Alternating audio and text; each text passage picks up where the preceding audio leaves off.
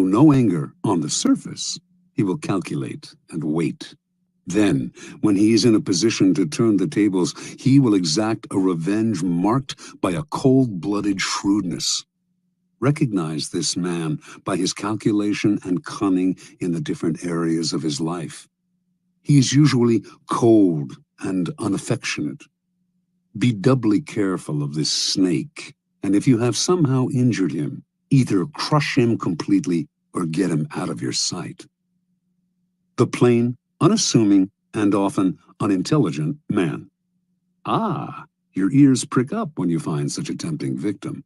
But this man is a lot harder to deceive than you imagine. Falling for a ruse often takes intelligence and imagination, a sense of the possible rewards. The blunt man will not take the bait because he does not recognize it. He is that unaware. The danger with this man is not that he will harm you or seek revenge, but merely that he will waste your time, energy, resources, and even your sanity in trying to deceive him. Have a test ready for a mark, a joke, a story. If his reaction is utterly literal, this is the type you are dealing with. Continue at your own risk. Transgression of the law. In the early part of the 13th century, Muhammad, the Shah of Khwarezm, managed, after many wars, to forge a huge empire, extending west to present-day Turkey and south to Afghanistan. The empire's center was the great Asian capital of Samarkand.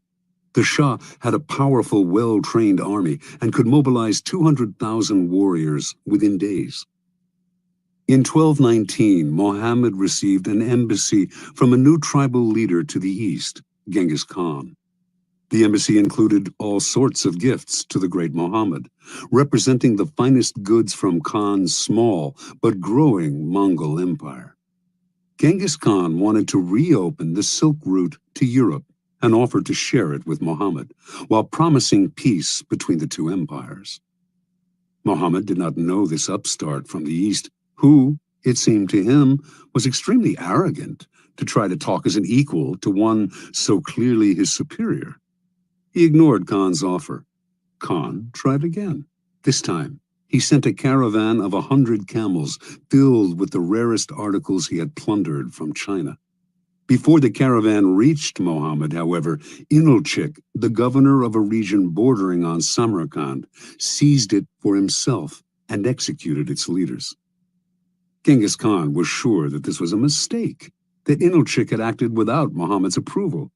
He sent yet another mission to Muhammad, reiterating his offer and asking that the governor be punished. This time, Muhammad himself had one of the ambassadors beheaded and sent the other two back with shaved heads, a horrifying insult in the Mongol code of honor. Khan sent a message to the Shah. You have chosen war. What will happen, and what is to be, we know not. Only God knows. Mobilizing his forces, in 1220, he attacked Inalchik's province, where he seized the capital, captured the governor, and ordered him executed by having molten silver poured into his eyes and ears. Over the next year, Khan led a series of guerrilla-like campaigns against the Shah's much larger army. His method was totally novel for the time.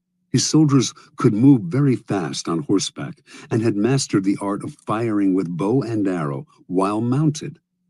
The speed and flexibility of his forces allowed him to deceive Muhammad as to his intentions and the directions of his movements.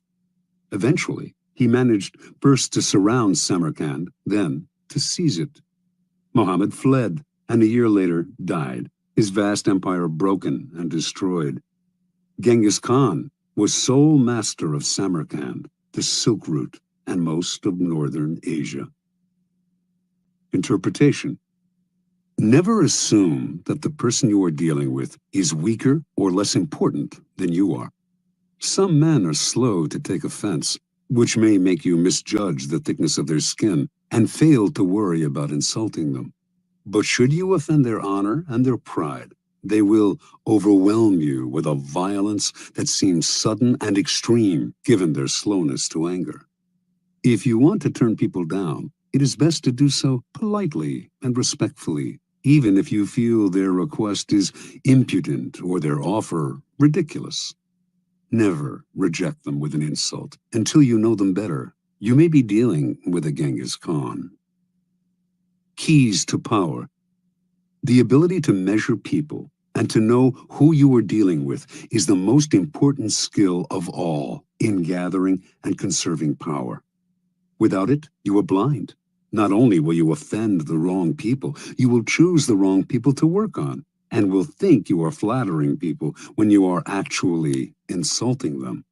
Before embarking on any move, take the measure of your mark or potential opponent. Otherwise, you will waste time and make mistakes. Study people's weaknesses, the chinks in their armor, their areas of both pride and insecurity. Know their ins and outs before you even decide whether or not to deal with them. Two final words of caution. First, in judging and measuring your opponent, never rely on your instincts. You will make the greatest mistakes of all if you rely on such inexact indicators. Nothing can substitute for gathering concrete knowledge. Study and spy on your opponent for however long it takes. This will pay off in the long run. Second, never trust appearances. Anyone with a serpent's heart can use a show of kindness to cloak it. A person who is blustery on the outside is often really a coward. Learn to see through appearances and their contradictions. Never trust the version that people give of themselves. It is utterly unreliable.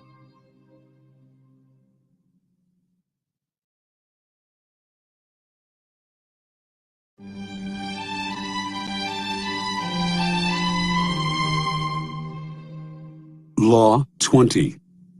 Do not commit to anyone. Judgment. It is the fool who always rushes to take sides. Do not commit to any side or cause but yourself. By maintaining your independence, you become the master of others, playing people against one another, making them pursue you. Part 1. Do not commit to anyone but be courted by all. If you allow people to feel they possess you to any degree, you lose all power over them. By not committing your affections, they will only try harder to win you over. Stay aloof, and you gain the power that comes from their attention and frustrated desire. Play the virgin queen, give them hope, but never satisfaction. Observance of the law.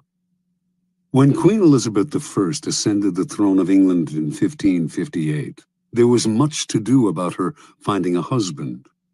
The issue was debated in Parliament and was a main topic of conversation among Englishmen of all classes. They often disagreed as to whom she should marry, but everyone thought she should marry as soon as possible. For a queen must have a king and must bear heirs for the kingdom. The debates raged on for years. Meanwhile, the most handsome and eligible bachelors in the realm, Sir Robert Dudley, the Earl of Essex, Sir Walter Raleigh, vied for Elizabeth's hand. She did not discourage them, but she seemed to be in no hurry, and her hints as to which man might be her favorite often contradicted each other. In 1566, Parliament sent a delegation to Elizabeth urging her to marry before she was too old to bear children. She did not argue, nor did she discourage the delegation, but she remained a virgin nonetheless. The delicate game that Elizabeth played with her suitors slowly made her the subject of innumerable sexual fantasies and the object of cultish worship. The court physician, Simon Forman, used his diary to describe his dreams of deflowering her. Painters represented her as Diana and other goddesses. The poet Edmund Spenser and others wrote eulogies to the Virgin Queen. She was referred to as the world's empress, that virtuous Virgo who rules the world and sets the stars in motion. In conversation with her, her many male suitors would employ bold sexual innuendo, a dare that Elizabeth did not discourage. She did all she could to stir their interest and simultaneously keep them at bay. Throughout Europe, kings and princes knew that a marriage with Elizabeth would seal an alliance between England and any nation. The King of Spain wooed her, as did the Prince of Sweden and the Archduke of Austria. She politely refused them all. The great diplomatic issue of Elizabeth's day was posed by the revolt of the Flemish and Dutch lowlands, which were then possessions of Spain. Should England break its alliance with Spain and choose France as its main ally on the continent, thereby encouraging Flemish and Dutch independence? By 1570, it had come to seem that an alliance with France would be England's wisest course. France had two eligible men of noble blood, the Dukes of Anjou and Alençon, brothers of the French king. Would either of them marry Elizabeth? Both had advantages, and Elizabeth kept the hopes of both alive. The issue simmered for years. The Duke of Anjou made several visits to England, kissed Elizabeth in public, even called her by pet names. She appeared to requite his affections. Meanwhile, as she flirted with the two brothers, a treaty was signed that sealed peace between France and England. By 1582, Elizabeth felt she could break off the courtship.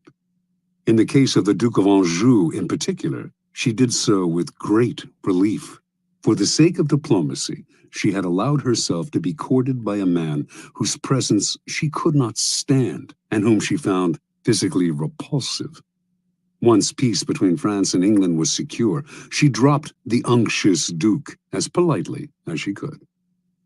By this time, Elizabeth was too old to bear children.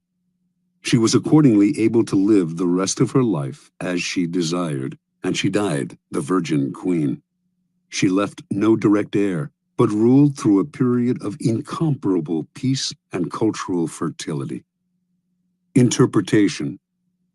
Elizabeth knew that marriage can often lead to a female ruler's undoing. By marrying and committing to an alliance with one party or nation, the queen becomes embroiled in conflicts that are not of her choosing, conflicts which may eventually overwhelm her or lead her into a futile war.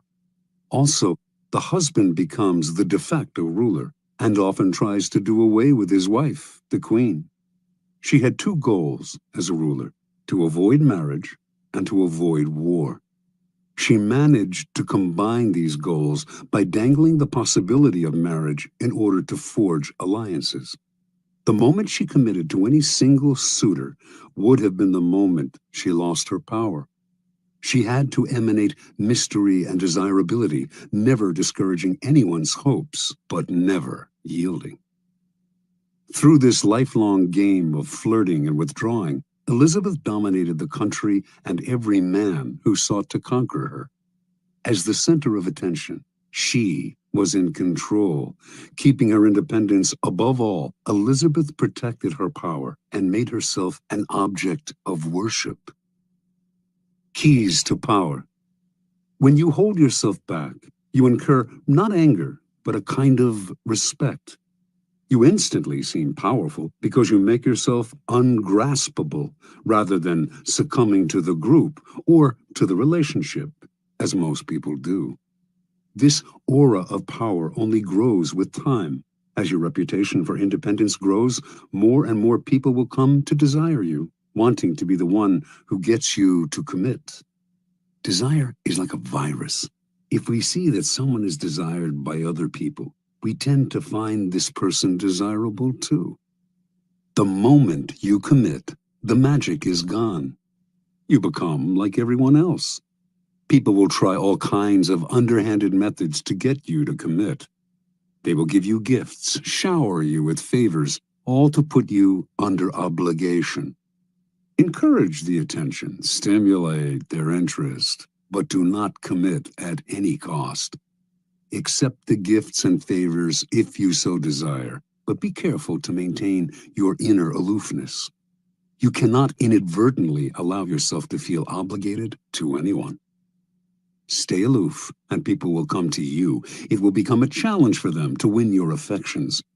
As long as you imitate the wise virgin queen and stimulate their hopes, you will remain a magnet of attention and desire. Part 2. Do not commit to anyone. Stay above the fray. Do not let people suck you into their petty fights and squabbles. Seem supportive and interested, but find a way to remain neutral. Let others do the fighting, while you stand back, watch, and wait. When the fighting parties are good and tired, they will be ripe for the picking. You can make it a practice, in fact, to stir up quarrels between other people and then offer to mediate, gaining power as the go-between. Observance of the law. In the late 15th century, the strongest city-states in Italy, Venice, Florence, Rome, and Milan, found themselves constantly squabbling. Hovering above their struggles were the nations of France and Spain, ready to grab whatever they could from the weakened Italian powers. And trapped in the middle was the small state of Mantua, ruled by the young Duke Gianfrancesco Gonzaga. Mantua was strategically located in central Italy, and it seemed only a matter of time before one of the powers swallowed it up and it ceased to exist as an independent kingdom. Gonzaga was a fierce warrior and a skilled commander of troops, and he became a kind of mercenary general for whatever side paid him best.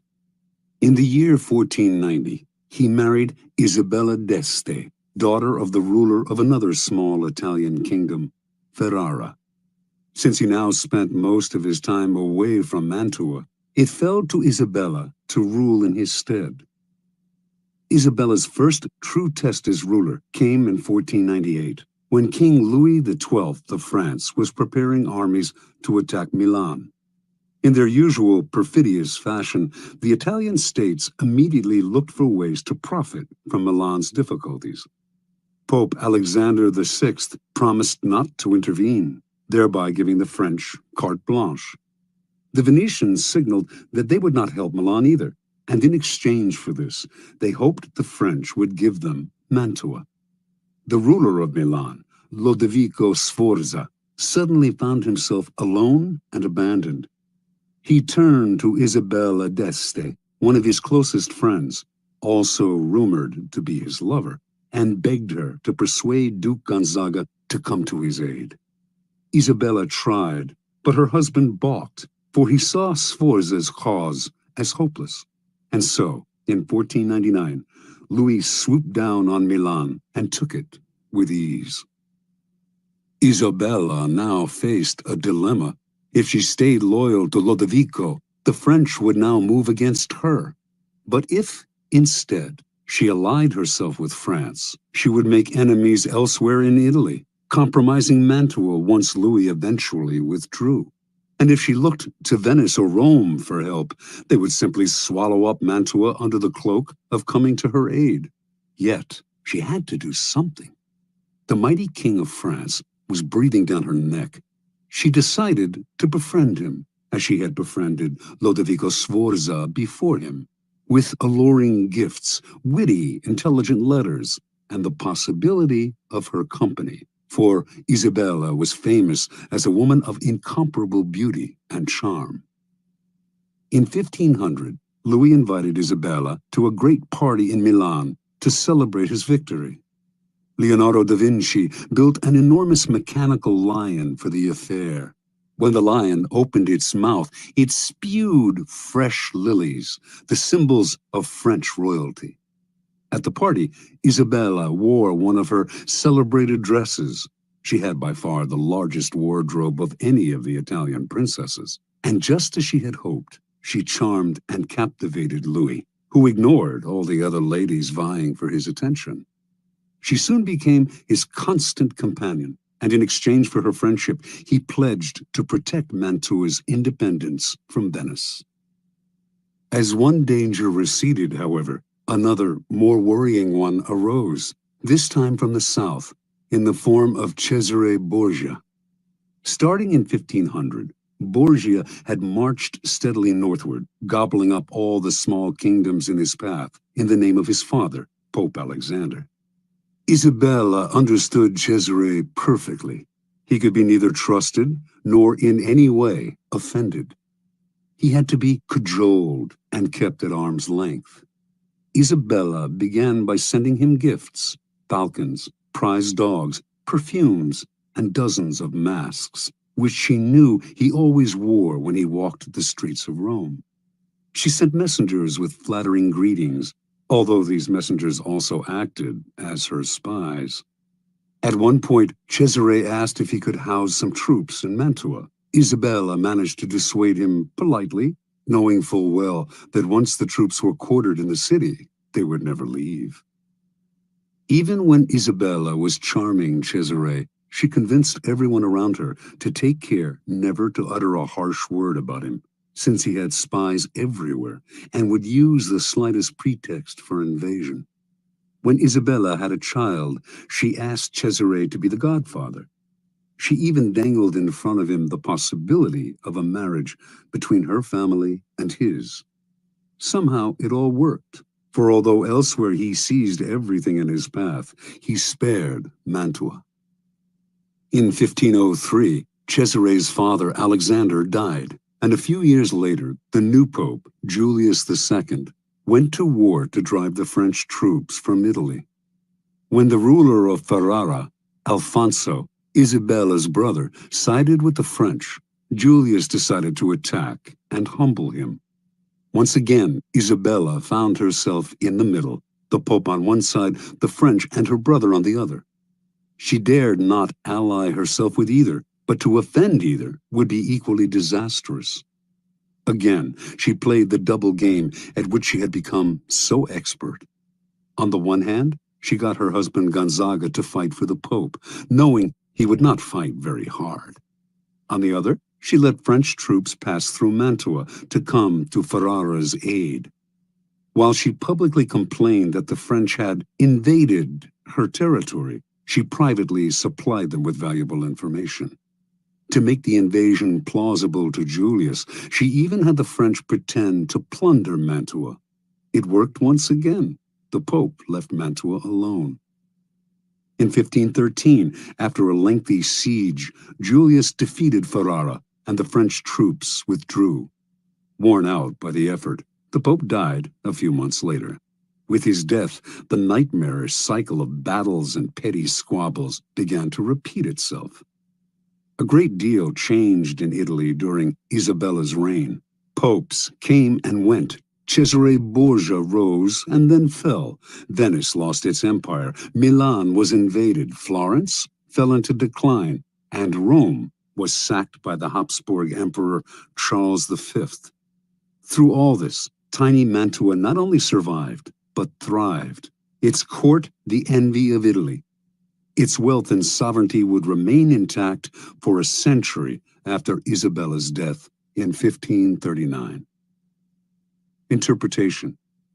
Learn to control yourself, to restrain your natural tendency to take sides and join the fight.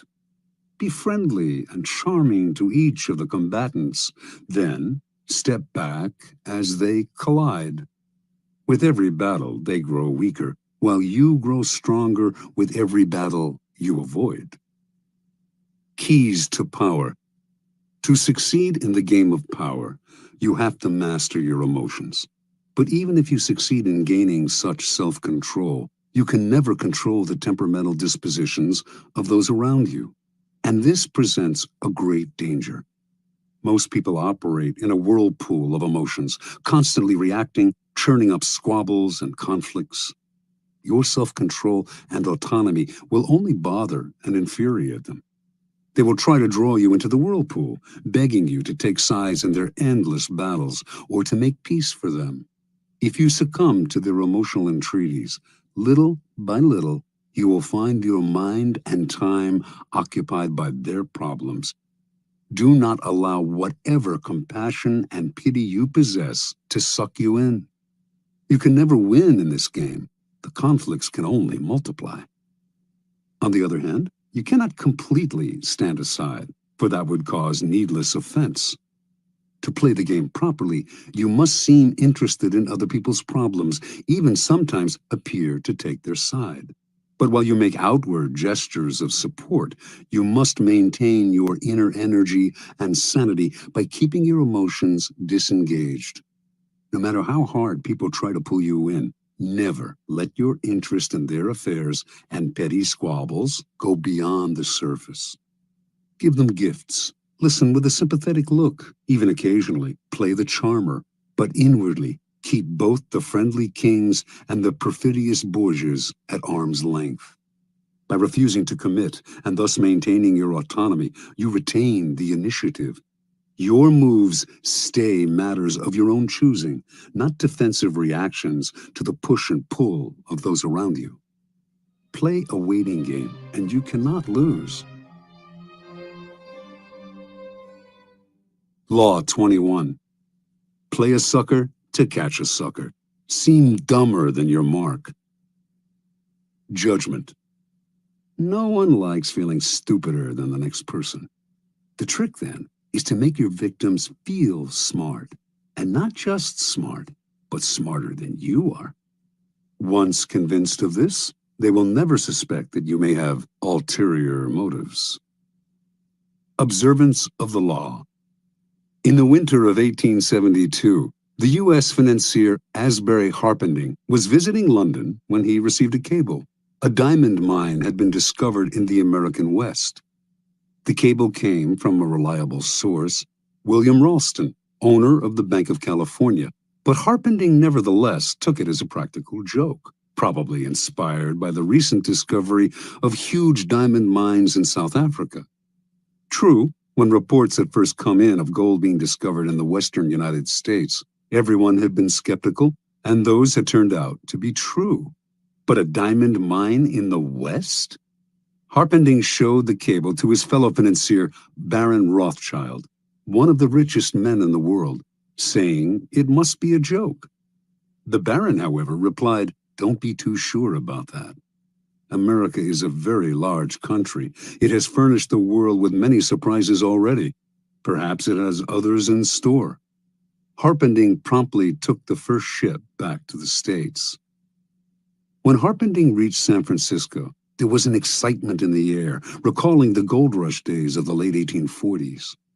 Two crusty prospectors named Philip Arnold and John Slack had been the ones to find the diamond mine.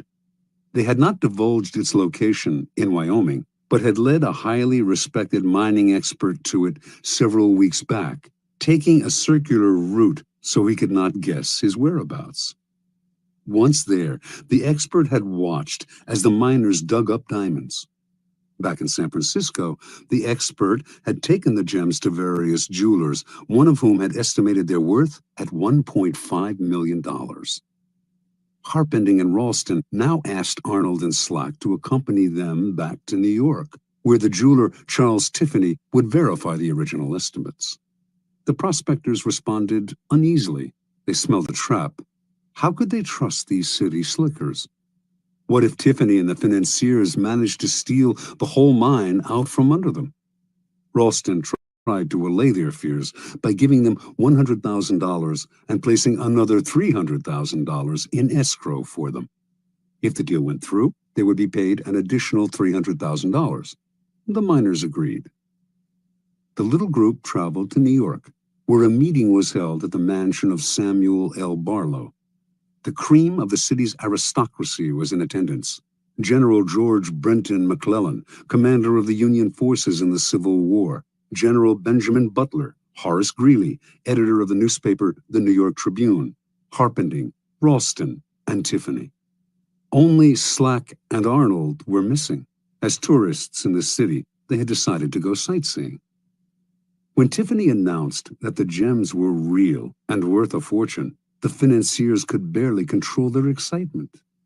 They wired Rothschild and other tycoons to tell them about the diamond mine and inviting them to share in the investment. At the same time, they also told the prospectors that they wanted one more test. They insisted that a mining expert of their choosing accompany Slack and Arnold to the site to verify its wealth. The prospectors reluctantly agreed. In the meantime, they said, they had to return to San Francisco. The jewels that Tiffany had examined, they left with Harpending for safekeeping. Several weeks later, a man named Louis Janin, the best mining expert in the country, met the prospectors in San Francisco. Janin was a born skeptic who was determined to make sure that the mine was not a fraud. Accompanying Janin were Harpending and several other interested financiers. As with the previous expert, the prospectors led the team through a complex series of canyons, completely confusing them as to their whereabouts. Arriving at the site, the financiers watched in amazement as Janin dug the area up, leveling anthills, turning over boulders, and finding emeralds, rubies, sapphires, and most of all, diamonds. The dig lasted 8 days, and by the end, Janin was convinced. He told the investors that they now possessed the richest field in mining history. With 100 men and proper machinery, he told them, I would guarantee to send out $1 million in diamonds every 30 days. Returning to San Francisco a few days later, Ralston, Harpending, and Company acted fast to form a $10 million corporation of private investors. First, however, they had to get rid of Arnold and Slack. That meant hiding their excitement. They certainly did not want to reveal the field's real value. So they played possum. Who knows if Janin is right, they told the prospectors. The mine may not be as rich as we think. This just made the prospectors angry. Trying a different tactic, the financiers told the two men that if they insisted on having shares in the mine, they would end up being fleeced by the unscrupulous tycoons and investors who would run the corporation. Better, they said, to take the $700,000 already offered, an enormous sum at the time, and put their greed aside. This, the prospectors seemed to understand, and they finally agreed to take the money, in return signing the rights to the site over to the financiers and leaving maps to it. News of the mine spread like wildfire. Prospectors fanned out across Wyoming. Meanwhile, Harpending and Group began spending the millions they had collected from their investors, buying equipment